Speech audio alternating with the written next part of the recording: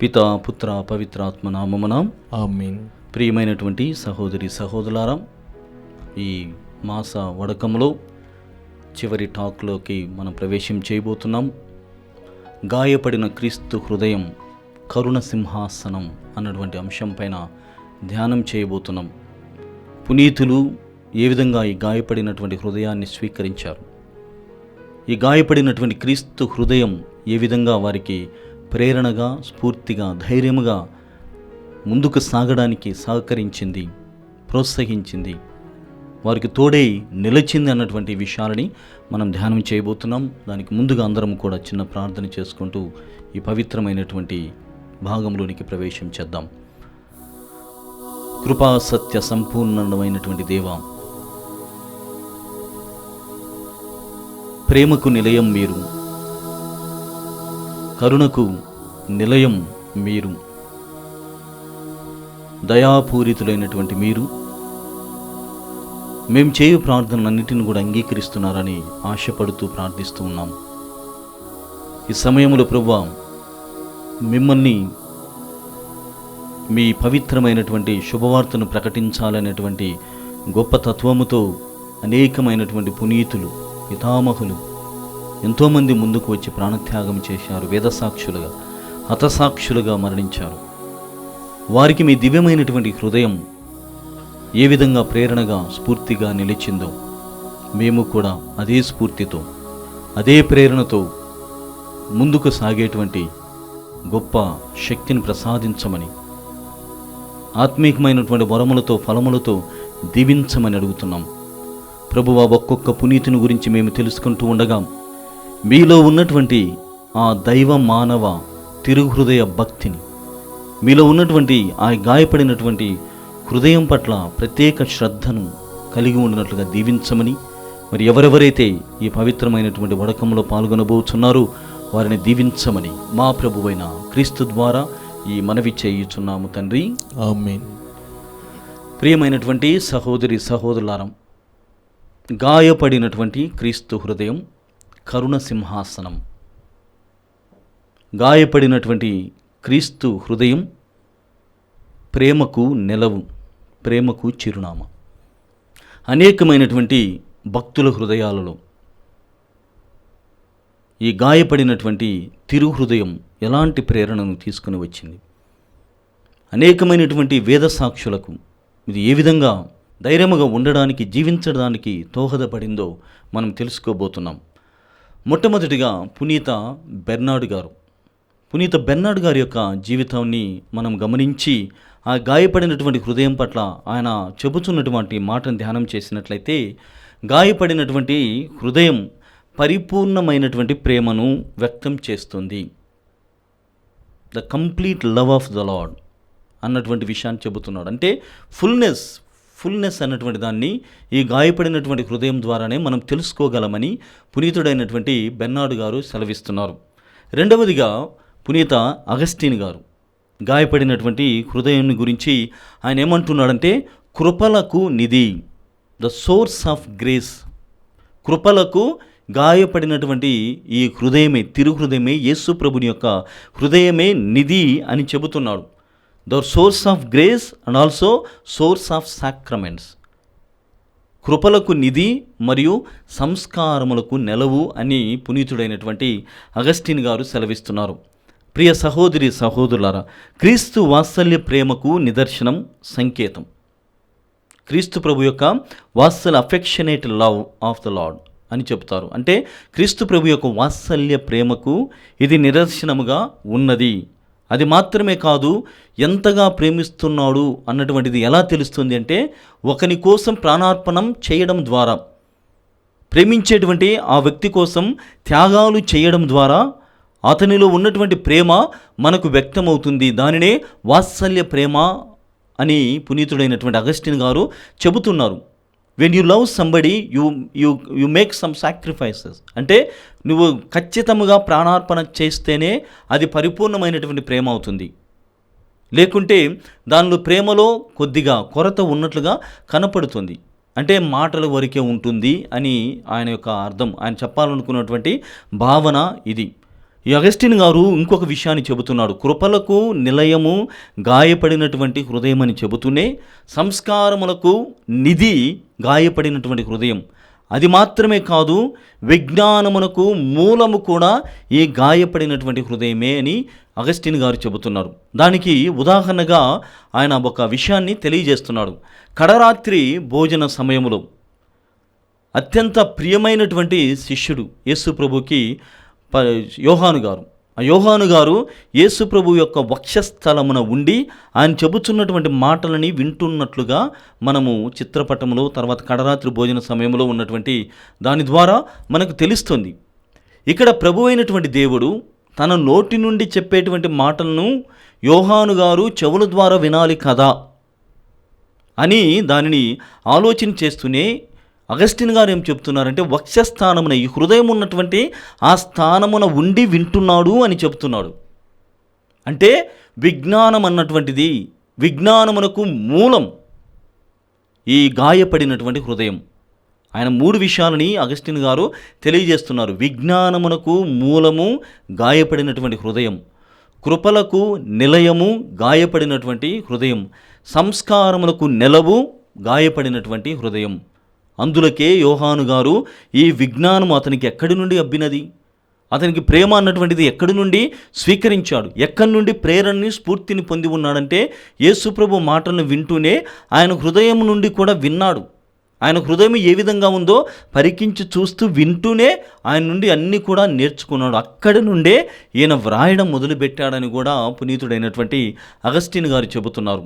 ఆ హృదయం నుండి వచ్చినటువంటి మాటలనే వ్రాశాడు. అందుకే అత్యంత ప్రియమైనటువంటి శిష్యుడు పునీతుడైనటువంటి యోహాను గారు.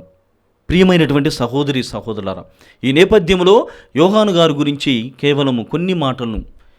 యోహాను గారిని యాకోబు గారు ఇద్దరు కూడా ఇరువురు సోదరులు. అయితే వీరిద్దరికి ఉన్నటువంటి బిరుదేమిటి? ఉరిమిడివారు, సన్స్ ఆఫ్ థండర్. చాలా భయంకరమైనటువంటి కోపం, ప్రతి దానిలో కోపమే, ప్రతి దాని విషయంలో కోపమే. ఎంతగానంటే వారంతా కూడా ఒకసారి ఒక ప్రాంతం నుండి వెళుతూ ఉంటే, అక్కడి నుండి వెళ్ళడానికి ప్రయత్నం చేస్తుంటే వీరు రానివ్వడం లేదని, ఇదిగో పరలోకం నుండి అగ్నిని మీరు పంపించండి, పరలోకం నుండి అగ్ని వచ్చి వీరిని దహించేటువంటి విధముగా మనం చేద్దాం అన్నటువంటి విధంగా వాళ్ళు మాట్లాడతారు. ప్రభు మీరు ఆనతివ్వండి, పరలోకం నుండి ఈ ప్రజలపైన, ఈ దారిపైన అగ్నిని కురిపిద్దామన్నటువంటి సవాలును విసిరినటువంటి వాళ్ళలో ప్రముఖులు యోహాను గారు మరియు మన యాకోబు గారు, ఇద్దరు అన్నదమ్ములు. భయంకరమైనటువంటి కోపానికి వ్యతిరేక పదం ఏమైనా ఉందంటే అది ప్రేమే. శాంతి అనొచ్చు, ఇంకా పర్యాయ పదాలు కూడా ఉన్నాయి. కానీ ఆధ్యాత్మికమైనటువంటి నేపథ్యంలో మనం గమనించినట్లయితే ప్రేమ. ఇంత కోపం ఉన్నటువంటి వాడు యోహాను గారు, సువార్తికుడు, ఇంత పరిశుద్ధమైనటువంటి ప్రేమపూర్వకమైనటువంటి మాటలు రాస్తున్నాడు. చూడండి, ప్రతి చోట కూడా ప్రేమ గురించే ఆవిష్కరించాడు పునీతుడైనటువంటి యోహాను గారు. తను వ్రాసినటువంటి దర్శన గ్రంథంలో దర్శనాలు ప్రేమపూర్వకమైనటువంటి దర్శనాలను వ్రాశాడు. 3 లేఖలు, అన్ని ప్రేమ అని 3 లేఖల్ని వ్రాశాడు. శుభవార్తను కూడా వ్రాసి, అన్ని చోట్ల కూడా ప్రేమను గురించి ఎంతగా అనంటే ఎన్ ఎక్స్టెన్సివ్ లెక్చర్స్ అని కూడా చెప్తారు, ఎన్ ఎక్స్టెన్సివ్ లిటరేచర్ అని కూడా చెబుతారు. అంటే అంతగా ప్రేమను గురించి ఆయన వ్రాశాడు. కోపము ఎంత ఏమంటారంటే పట్టరా అన్నటువంటి కోపం నుండి అనంతమైనటువంటి ప్రేమను వ్రాశాడు పునీతుడైనటువంటి సువార్తికుడు యోహాను గారు.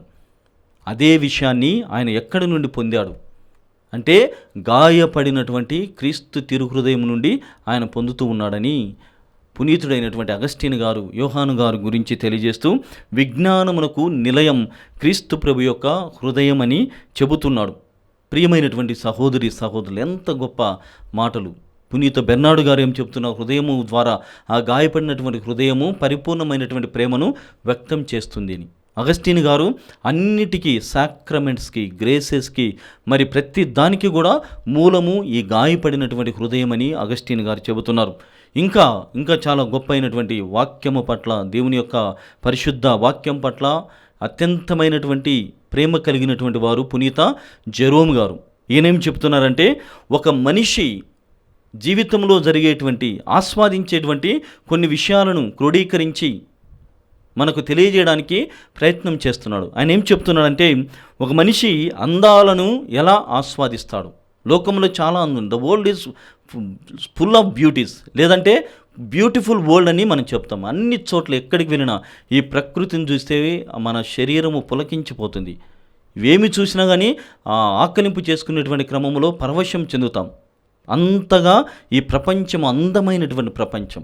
మరి ఆ అందమైనటువంటి ప్రపంచాన్ని, కొన్ని విషయాలను ఏ విధంగా నీవు ఆస్వాదిస్తావో అలానే క్రీస్తు ప్రేమను కూడా ఆస్వాదించాలి అని పునీత జెరోమ్ గారు చెబుతున్నారు.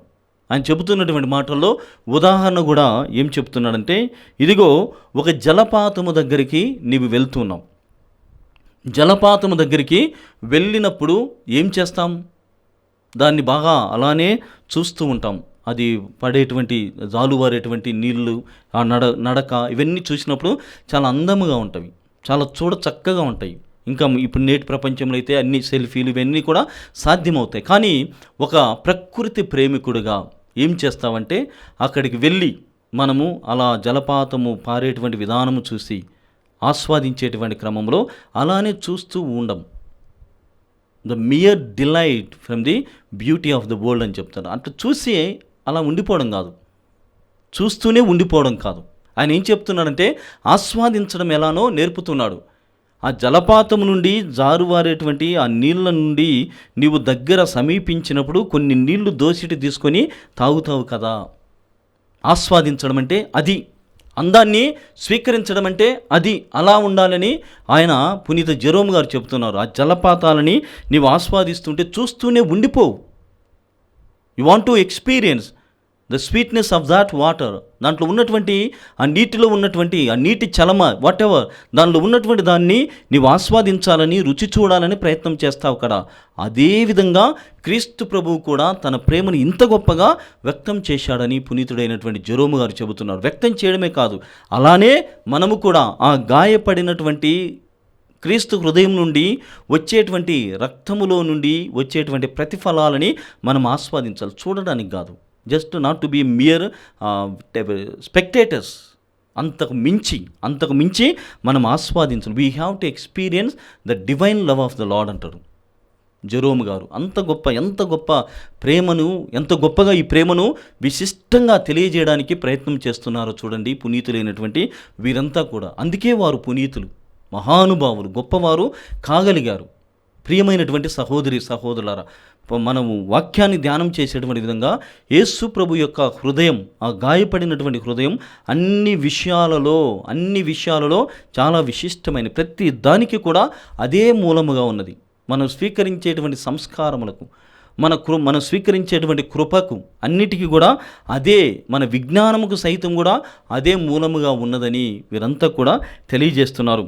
ఇంకా ప్రియ సహోదరి సహోదరులారా, ప్రతి వేద సాక్షి మరియు హతసాక్షుల జీవితాలను చూసినట్లయితే ఈ గాయపడినటువంటి హృదయమే వారికి ధైర్యాన్ని ఇస్తుంది. గాయపడినటువంటి ఈ హృదయం ద్వారా వారు ధైర్యాన్ని పొందుతూ ఉన్నారు.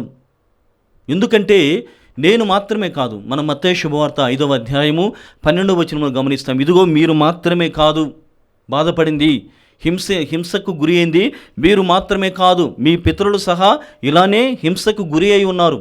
కాబట్టి భయపడవలదు, అధైర్యపడవలదు, మీకు పరలోక బహుమానము ఉన్నది. మీరు పరలోక బహుమానాన్ని మీరు పడినటువంటి బాధలకు గాను స్వీకరిస్తారు అన్నటువంటి ఈ వాక్యాలను ప్రేరణగా తీసుకొని గాయపడినటువంటి హృదయాన్ని స్ఫూర్తిగా పొంది వేద సాక్షులకి ఇది ధైర్యముగా మారి ఉన్నదని చాలామంది పునీతులు ఇలా హతసాక్షులుగా, వేద సాక్షులుగా మారి ఉన్నారని మనమంతా కూడా తెలుసుకోవాలి. ఇంకా ప్రియ సహోదరి సహోదరులారా, పునీత ఆంబ్రోస్ గారు, అగస్టిన్ గారి యొక్క గురువు ఆంబ్రోస్ గారు ఏం చెబుతున్నారంటే, పవిత్రాత్మ ఆత్మీయ కిరణాలు ఈ గాయపడినటువంటి హృదయం నుండి అందుతూ ఉన్నాయి. పవిత్రాత్మ దేవుని యొక్క ఆత్మీయమైనటువంటి ఆ కిరణాలు గాయపడినటువంటి క్రీస్తు ప్రభు యొక్క హృదయం నుండి వస్తూ ఉన్నాయి.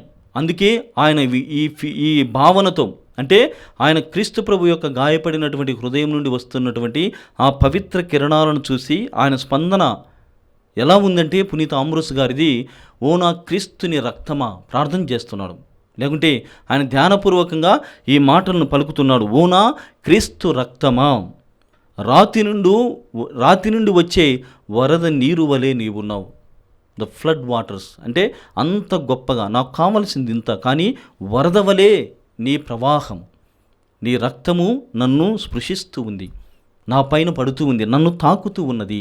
ఓ నా క్రీస్తుని రక్తమా అని పునీత అంబ్రోస్ గారు చెబుతున్నారు. ఇంకా, ఓ నా క్రీస్తుని రక్తమా, నా జీవితానికి మూలం, you are the source of my life. నీవు లేక నేను లేను. నీ రక్తము లేకుండా, నీ రక్తము ద్వారా నేను స్వీకరించేటువంటి ఈ దివ్యమైనటువంటి సప్రసాదం ద్వారా, నీ శరీరమును, నీ రక్తము నేను స్వీకరించడం ద్వారా జీవితానికి మూలముగా మారి ఉన్న ఓ నా క్రీస్తు రక్తమా. ఇంకా ఇంకొన్ని మాటల్ని ఆయన చెబుతున్నాడు. ఓ నా క్రీస్తుని రక్తమా, దేవుని నగరానికి నీవు నదిగా ఉన్నావు. అంటే ఒక నది నుండి ఏమీ లాభాలు ఉంటాయంటే అనేకమైనటువంటి లాభాలు ఉన్నాయి. పచ్చని పైరు, పచ్చదనం అన్నటువంటిది ఈ నదీ ప్రవాహము ద్వారానే. సముద్రానికి నదికి కొంచెము వ్యత్యాసం మనకు తెలుసు. ఉప్పు నీరు దేవుడు దాన్ని పెట్టినటువంటి రీతిలో అది ఉపయోగపడే కాడ ఉపయోగపడుతుంది. కానీ నది అన్నటువంటిది మన మానవులకు, జంతువులకి, సరీసృపాలకి, క్షీరదాలకు అన్నిటికీ కూడా మూలము. చాలా అది సత్తువనిస్తుంది, జీవాన్ని ఇస్తుంది. అది ఎక్కడెక్కడైతే ప్రవాహం చేస్తుందో, ఎక్కడెక్కడైతే ప్రవాహినిగా మారుతుందో అక్కడంతా కూడా సారవంతమైనటువంటి నేలలు, సారవంతమైనటువంటి పంటలు, పచ్చదనం ఉంటుంది. ఇలా ఈ పరలోక నగరం అన్నటువంటి దానికి నన్ను చేర్చడానికి నీ క్రీస్తు రక్తమే ప్రవాహముగా మారి నన్ను తీసుకొని వెళుతుంది.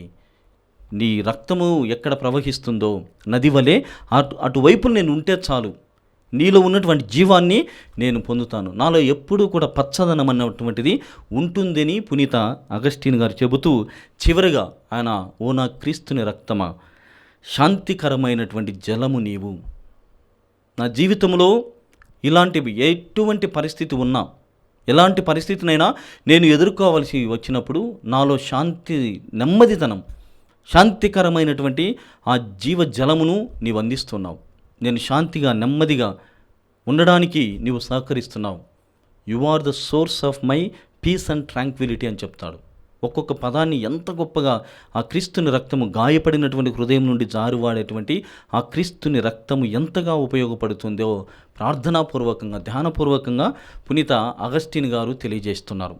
ఇంకా ప్రియ సహోదరి సహోదరులారా, పునీత బొనవెంచర్, పునీతుడు కళలకే కళ, the art of arts, science of sciences, కళలకే కళ మరియు శాస్త్రాలకే శాస్త్రము, నీ గాయపడిన the wounded heart of Jesus Christ. చాలా చాలా విశిష్టమైనటువంటి మాటలు. ఈ లోకములు ఎన్ని కళలైనా ఉండని, ఎన్ని ఆర్ట్స్ అయినా ఉండని, ఎన్ని లలిత కళలు, whatever folk arts, anything there may be, అయితే వీటన్నిటికీ మూలం the art of all arts అంటారు, science of all the sciences is your wounded heart. పునీత బొనవెంతురు గారు ఈ మాటను చెబుతున్నాడు. ప్రియమైనటువంటి సహోదరి సహోదరులారా, ఇంత గొప్ప మాటలను పలికిన తర్వాత ఆయన మరికొన్ని విషయాలను, గాయపడినటువంటి హృదయం పట్ల మనకుండవలసినటువంటి తీరును గురించి ఆయన తెలియజేస్తున్నారు. అన్ని కళలకు, అన్ని శాస్త్రములకు అని చెబుతూనే ఇంకా 2 పదాలని, లేకుంటే 2 విషయాలని ఆయన యాడ్ చేస్తున్నాడు. ఏమిటంటే, కళలకు మాత్రమే మూలము కాదు, శాస్త్రాలకు మాత్రమే మూలము కాదు, స్నేహమునకు మరియు వ్యక్తిగతమైనటువంటి ప్రేమకు మూలం గాయపడినటువంటి హృదయం. For the personal love and for the friendship. చాలా అంతే. ఈ గాయపడినటువంటి తిరుహృదయం నుండి వారు ఎంత ప్రేరణ, ఎంత భక్తిని పెంచుకున్నారు, విశ్వాసమును పెంపొందించుకున్నారో వీని ద్వారా అర్థమవుతుంది. అది ఆ గాయపడినటువంటి హృదయం, యేసుప్రభు యొక్క తిరుహృదయాన్ని చూస్తే ఇంకా వేమీ కూడా ఆస్వాదించాలనిపించదు. ఇంకా నాకు వేరే శాస్త్రం కూడా, వేరే science, I don't need any other science or other sciences, నాకు అవసరం లేదు. I don't need any art which makes me happy, which feels me to feel that it is beautiful. I don't need.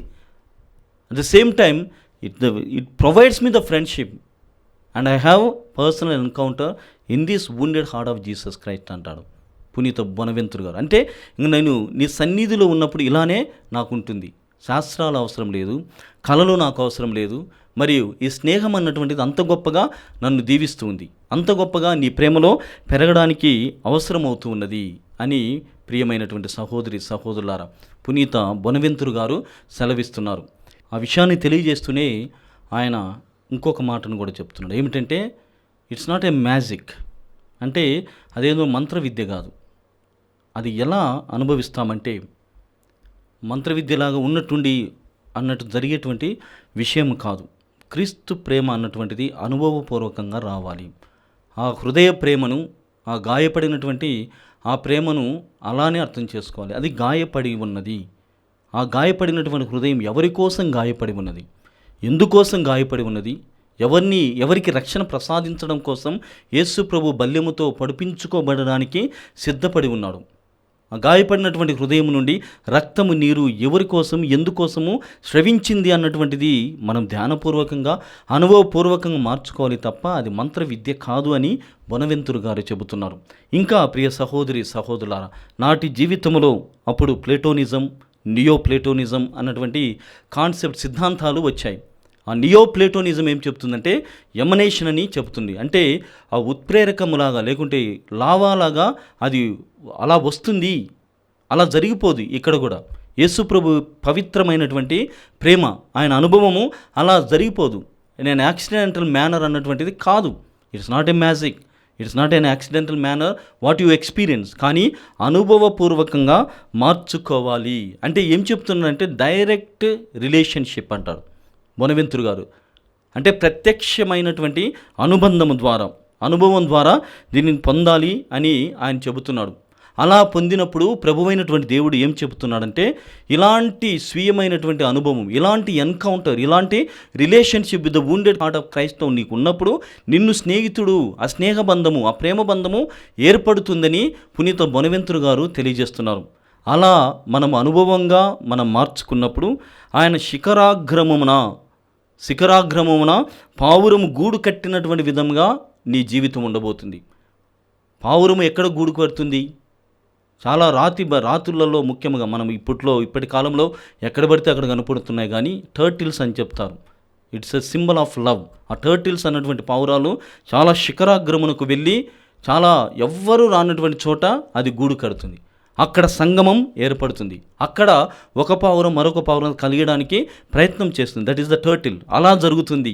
యేసు ప్రభుతో ఉన్నటువంటి బంధము కూడా దానిని విడదీయరానటువంటి బంధముగా మారుతుంది అని చెబుతూనే ఇంకా మరొక ఉదాహరణ కూడా ఆయన చెబుతున్నాడు. ద స్పారో, ఆ పిచ్చుక అనేటువంటిది గూడు కట్టి అక్కడే వాసం చేయాలన్నటువంటి విధముగా ఉంటుంది. పిచ్చుక అన్నటువంటిది గూడు కడుతుంది. అన్ని పక్షులు కూడా గూడు కడతాయి. కానీ ఈ స్పారోకు ఉన్నటువంటి స్పెషాలిటీ, ముందుగా టర్టిల్కు ఉన్నటువంటి స్పెషాలిటీ ఏ విధంగానే చెప్పానో, ఈ స్పారోకు ఉన్నటువంటి స్పెషాలిటీ ఏమిటంటే constantly watching and staying in the nest. పిచ్చుక గూడు కట్టిన తర్వాత అక్కడే ఉండి తన వాటిని చూస్తూ ఉంటుంది. బహుశా వేరే పక్షులు ఎగరవచ్చు, కానీ పిచ్చుకలో ఉన్నటువంటి ఈ స్పారోలో ఉన్నటువంటి అర్థము, లేకుంటే అది పెంచే విధానము, తను ఆస్వాదించేటువంటి విధానము ఈ విధంగా ఉంది. అక్కడ constantly watching and staying in the nest. అలానే క్రీస్తు ప్రభు యొక్క దివ్య హృదయం, దివ్య సన్నిధి, దివ్య బలిపూజ, మరి ముఖ్యంగా దివ్య ఆరాధనలో ఇలాంటి అనుభవాన్ని మనము పొందాలి. ఇలాంటి అనుభవంతో మనము జీవించాలి. అప్పుడే నీవు దైవ స్నేహితుడుగా, దేవుని యొక్క ప్రియుడుగా నీవు మారతావని పునీతుడైనటువంటి బొనవెంతురు గారు గాయపడినటువంటి హృదయము కరుణ సింహాసనమని వాళ్ళు ప్రకటన చేశారు వారి జీవితాల ద్వారా, వారి వ్యక్తిగతమైనటువంటి అనుభవం ద్వారా. కావున ప్రియమైనటువంటి సహోదరి సహోదరులారా, ఈ నూతనమైనటువంటి సంవత్సరంలో నూతన ప్రణాళికలతో, నూతన వాగ్దానములు, తీర్మానాలతో మనం కొనసాగాలంటే ఇలాంటి ప్రేమను మనము కలిగి ఉండాలి. క్రీస్తు ప్రభు పట్ల ఎలాంటి ప్రేమతో ఉన్నప్పుడు ఎలాంటి వ్యక్తిగా నీవు మారుతావు, ఎలాంటి విషయాలని నీవు ఛేదించగలవు. రాబోయేటువంటి కాలము చాలా కష్టకాలము, చాలా గడ్డు కాలము. అయితే వాటిని ఎలా నీవు సాధించుకోగలవు, ఎలా వాటి నుండి ప్రేరణ పొందగలవంటే కేవలము క్రీస్తు సన్నిధిలో పెరగడం ద్వారా, క్రీస్తు ప్రభు యొక్క గాయపడినటువంటి హృదయం నుండి ప్రేరణ పొందడం ద్వారా మనము, మన కుటుంబీకులము అనుకున్నటువంటివి ఈ నూతనమైన సంవత్సరంలో సాధించుకోగలము. కావున ఈ సంవత్సరము పరిశుద్ధుడైనటువంటి పోప్ ఫ్రాన్సిస్ గారి యొక్క ఆధ్యాత్మిక సారథ్యములో క్రీస్తు ప్రభు యొక్క దైవ మానవ హృదయ ప్రేమను ఆస్వాదిస్తూ ముందుకు సాగడానికి ప్రయత్నం చేద్దాం. ప్రియ సహోదరి సహోదరులారా, ఇప్పటి వరకు దివ్య బలి పూజల ద్వారా, దివ్య ఆరాధన ద్వారా, ఈ పవిత్రమైనటువంటి అంశముల ద్వారా మీరు అనేకమైనటువంటి క్రీస్తు ప్రభువులో ఉన్నటువంటి దైవ కోణము మరియు మానవ కోణము, దైవ మానవ హృదయ ప్రేమను ఆస్వాదించి ఉన్నారు, తెలుసుకుని ఉన్నారు. వాటన్నిటిని కూడా మీరంతా కూడా మీ వ్యక్తిగత జీవితాలలో పాటిస్తారని ఆశిస్తూ ఉన్నాను. మరి రాబోయేటువంటి కాలంలో ఎల్లప్పుడూ ఆ చిన్నారి బాలయేసు మిమ్మల్ని, మీ కుటుంబాలను దీవించాలని ప్రార్థన చేస్తున్నాను. ఇప్పుడు అందరము కూడా ఈ చివరి భాగములో మనం ఉండగా, దేవుడు ఏ విధంగానైతే పునీతులను, వేదసాక్షులను, హతసాక్షులను, పితామహులను ఆశీర్వదించి ముందుకు నడిపించి వారు పరలోక బహుమానాలను పొందడానికి అర్హులను చేసి ఉన్నారో, అలాంటి అనుభవమును, అలాంటి మనస్తత్వమును, అలాంటి జీవితమును మనకు ప్రసాదించమని ఈ పవిత్రమైనటువంటి గీతమును దేవునికి సమర్పణ చేసి మన నూతన జీవితమును, నూతన ప్రస్థానమును మొదలు పెడదాము.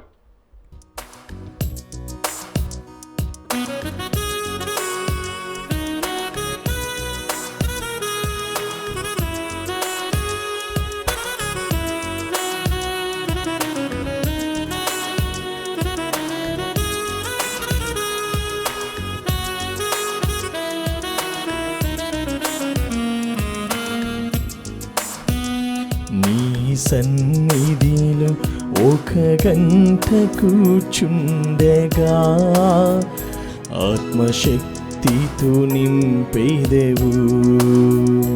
నీ సన్నిధిలో ఒక గంట కూర్చుండగా ఆత్మశక్తితో నింపేదెవు. యేసయ్యా యేసయ్యా నా యేసయ్యా యేసయ్యా యేసయ్యా నా యేసయ్యా యేసయ్యా యేసయ్యా నా యేసయ్యా యేసయ్యా యేసయ్యా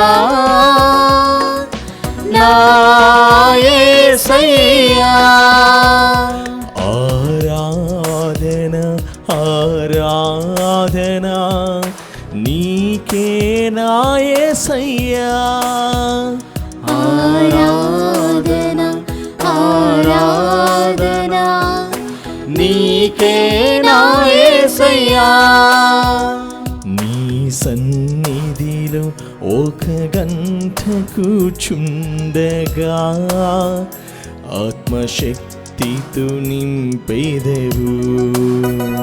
నీ సన్నిధిలో ఒక గంట కూర్చుండగా ఆత్మశక్తితో నింపేదవు. ప్రియమైనటువంటి సహోదరి సహోదరులారా, నాడు ఎంతోమంది పునీతులు ఇప్పటి వరకు కూడా వారి యొక్క పునీతత్వమైనటువంటి జీవితమును దేవునికి సమర్పణ చేయడం ద్వారా దేవునికి ఉపయోగకరమైన, వినియోగకరమైన, ఉపయుక్తమైనటువంటి వారిగా మారి ఉన్నారు.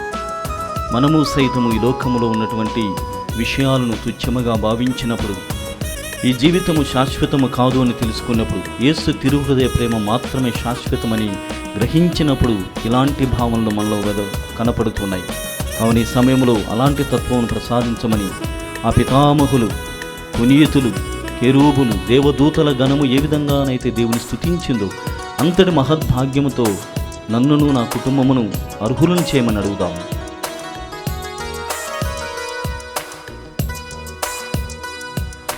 పునీతులు, పితామహులు, కోట్లాది దూతల పరివేష్టితం.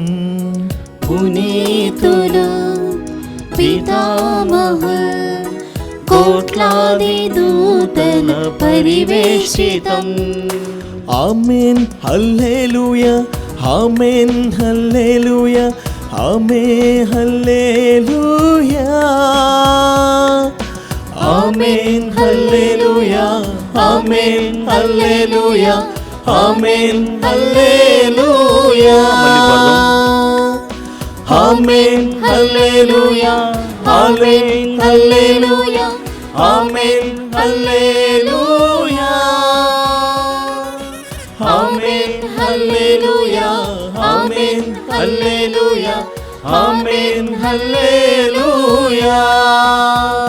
నీ వైభవ కీర్తిని స్తుతించగా నా గలము కలిసి ప్రణుతించెదను. వైభవ కీర్తిని స్తుతించగా నా గలము కలిసి ప్రణుతించెదను.